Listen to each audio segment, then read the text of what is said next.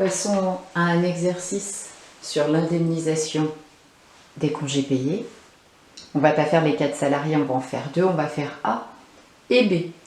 Pour chacun, vous avez les éléments importants, à savoir la période d'acquisition des congés qu'on est en train de solder,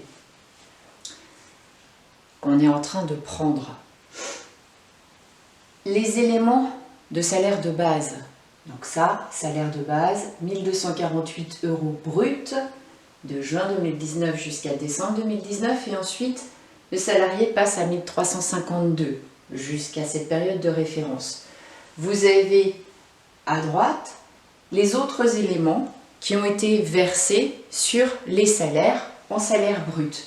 Une prime exceptionnelle de 200 € en juillet, 66 € en heures complémentaires en septembre, un 13e mois qui a la valeur de gratification en décembre, un ajustement d'indemnité de congés payés de 52 € en janvier et 42,90 € en heures complémentaires au mois de février. Pour B, même chose, sachant que B est entré en octobre 2019 et son salaire de base est une valeur de 2199,215 qu'il a à l'identique jusqu'à la fin de la période d'acquisition des congés payés qu'il est en train de prendre et qu'on va devoir payer. Et à droite, un 13e mois en décembre au prorata de son temps de présence et des commissions sur vente à titre individuel en février et en mai. À partir de ces éléments-là, je vous demande de valoriser les congés qui auront été pris sur le mois de juillet 2020 par ces 2 salariés. Je vous laisse faire et je vous retrouve pour le corriger. Nous allons donc corriger la valorisation des congés pris sur juillet 2020 par A et par B. Et par rapport à ça, on va faire l'application des règles que je vous ai exposées sur le tuto de l'indemnisation. À savoir que pour chaque prise de congé, nous allons faire le comparatif entre une indemnisation à la valeur du 10e et à la valeur du maintien.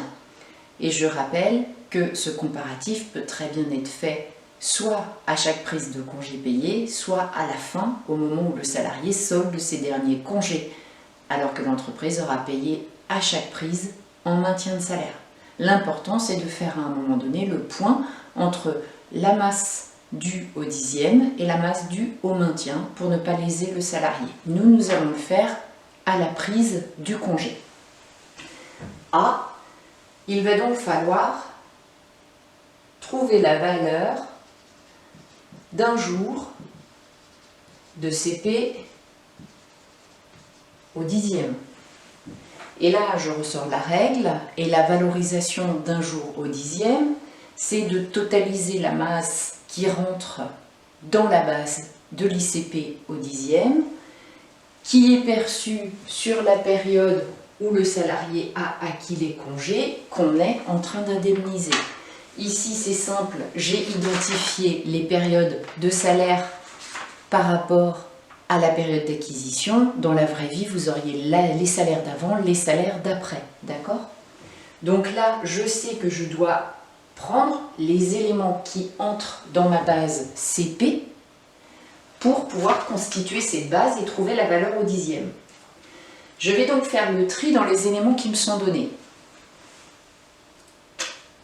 Je sais que les éléments qui sont en base vont entrer dans la base ICP et je sais aussi que certains des éléments vont en être exclus. Dans les éléments autres, je sais que la prime exceptionnelle est exclue. Je sais que la prime de 13e mois gratification est exclue. En revanche, je sais que tous les autres éléments vont être inclus. J'attire votre attention sur le fait que tout n'est pas blanc, tout n'est pas noir. On peut avoir des jurisprudences qui viennent mettre du bémol sur des choses qu'on croit des choses vraies et vérifiées. Attention, par exemple, on sait que normalement une prime de vacances n'entre pas dans la base ICP en général. Sauf que si cette prime de vacances est imputée du fait de l'absence CP, alors on peut devoir la mettre dans la base ICP. J'ai envie de dire, ne soyez pas tellement tranchés. Ayez une idée large des choses. Les principes de base, ok, ils sont notés. En revanche, n'oubliez pas d'aller consulter pour des éléments sur lesquels vous auriez des doutes, plutôt que de vouloir dire c'est comme ça. Non, c'est pas forcément comme ça, et c'est pour ça que justement il y a de la jurisprudence. Donc pour des éléments où vous auriez un doute, ressortez votre doc, ressortez la lecture de la jurisprudence, ressortez votre convention, parce qu'elle peut avoir des dispositions différentes sur certains éléments, ressortez la pratique de l'entreprise, tout ce qui pourrait amener que c'est pas si clair que ça. D'accord? Moi j'ai pris des choses simples, donc on va s'en tenir aux choses générales et simples. Ok? Donc ma valeur au dixième, eh bien je vais prendre mes 1248 € multiplié par le nombre de mois, 1, 2, 3, 4, 5, 6, 7, fois 7 mois. Je vais y additionner 1352 €, 1, 2, 3, 4, 5, multiplié par 5 mois. Et je vais également y inclure les éléments que je dois prendre en compte, à savoir mes heures complémentaires, mon ajustement ICP et de nouveau mes heures complémentaires. Ceci est la masse salariale qui constitue la base de mon ICP au dixième pour le salarié A sur cette période de référence des congés qu'il est en train de prendre en juillet 2020. J'obtiens donc un total, si je n'ai pas fait d'erreur de calcul, qui est de 15 656,90 €, total des salaires bruts. J'en prends un dixième et j'obtiens mon enveloppe au dixième.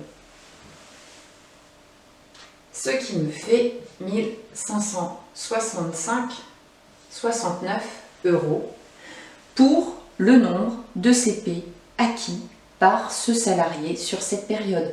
Ici, en l'occurrence, 30. Pour 30 CP. Ce qui veut dire que si je divise 1565,69 par 30, j'obtiens la valeur d'un jour de CP au dixième. Donc, 1565,69 divisé par 30, moi, ça me donne 52 € et 19 centimes. Valeur d'un jour de CP au dixième. Je dois donc comparer avec la valeur d'un jour de CP au maintien. Et là, j'ai dit qu'au maintien, je prends le salaire que le salarié aurait perçu s'il avait travaillé normalement. En général, le mois de référence qui précède la prise de congé, sauf si on a des éléments d'augmentation, etc., qui interviennent le mois où on prend le congé. En l'occurrence, on ne nous a pas donné les mois d'après. On part du principe que le salaire va être à 1352 € pour se simplifier les choses. Et là, je sais qu'en jour ouvrable, au dénominateur du maintien de salaire, je trouve le chiffre 26, puisque je pars sur la méthode moyenne. Je peux également mettre le nombre de jours ouvrables réels du mois de prise des CP. Et là, j'ai une valeur d'un jour de congé au maintien à 52 €. Le verdict tombe. La méthode la plus favorable pour le salarié, c'est la valeur au dixième. Ce qui veut dire que pour juillet, on va valoriser une absence CP du 28 au 31 de 4 jours à 52 € parce qu'on a dit au début de notre exercice qu'on tenait une absence en jour ouvrable. Et on aura une indemnité de congé payé qui viendra compenser cette absence qui égale donc 208 € par 4 fois 52,19, 208 € et 76 centimes. le salaire brut du salarié A en juillet, si on n'a pas d'autres éléments, sera en salaire de base 1 352 €, l'absence à 208, l'ICP à 208,76 et oui, le salarié, quand il bénéficie du dixième plus favorable, peut gagner plus que s'il avait travaillé. D'accord? Voilà pour A, combien vous deviez trouver pour son congé de juillet. On passe à B. Et ça va donner le même principe. Il va falloir calculer une valeur du jour au dixième et une valeur du jour au maintien.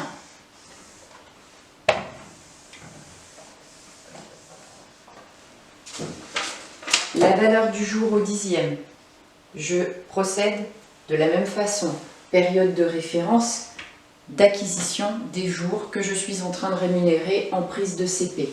J'exclus les éléments qui ne sont pas pris en compte dans la base ICP, en l'occurrence la prime de 13e mois, gratification pour notre cas.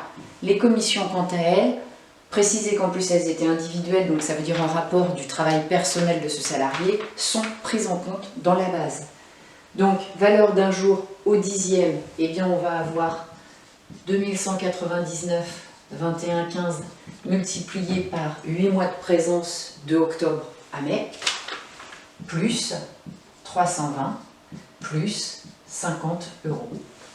Donc j'ai une base totale, encore une fois, si je n'ai pas fait d'erreur de calcul, à 17 593,63. J'en prends un dixième et la masse, mon enveloppe pour les jours de CP acquis par ce salarié qu'on est en train de rémunérer est de 1759,36. Et donc là, on fait attention pour 22 jours acquis. On se rappelle qu'il est entré en octobre et que nous avons calculé précédemment dans l'exercice un droit acquis de 22 jours. Donc ce qui veut dire qu'au dixième, l'enveloppe est en réel rapport du nombre de jours acquis, pas comme pour le maintien. Donc là, si je fais 1759,36 divisé par 22, ça me donne la valeur d'un jour à 81,65 €. D'accord?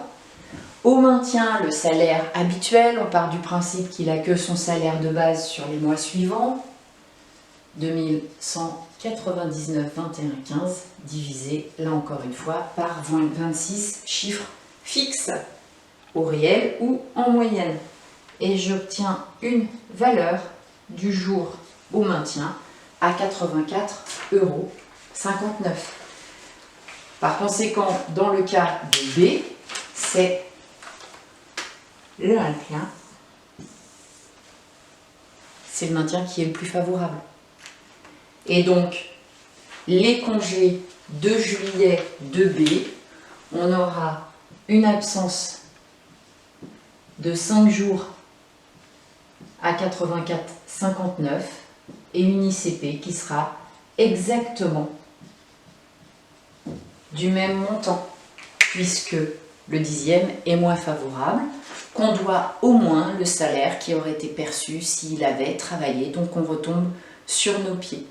Voilà comment se présenteront les salaires de juillet avec les indemnités de congés payés de ces deux salariés. J'ai fait le tour de ce que je voulais vous faire voir sur ce tutoriel sur l'indemnisation de congés. Je vais finir par un petit schéma qui peut parfois vous aider. Moi, je sais que je le fais en cours avec mes élèves. Je vous le fais pour clôturer le tuto et vous salue ensuite.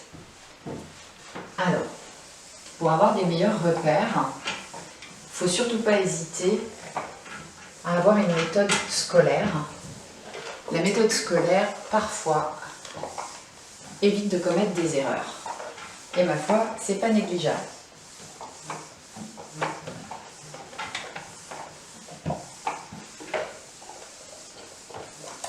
Si vous voulez mieux vous y repérer, dans les congés, et savoir notamment pour le dixième, quelle masse de salaire vous devez prendre en compte, j'ai pour habitude de faire un schéma qui soit une barre espace-temps.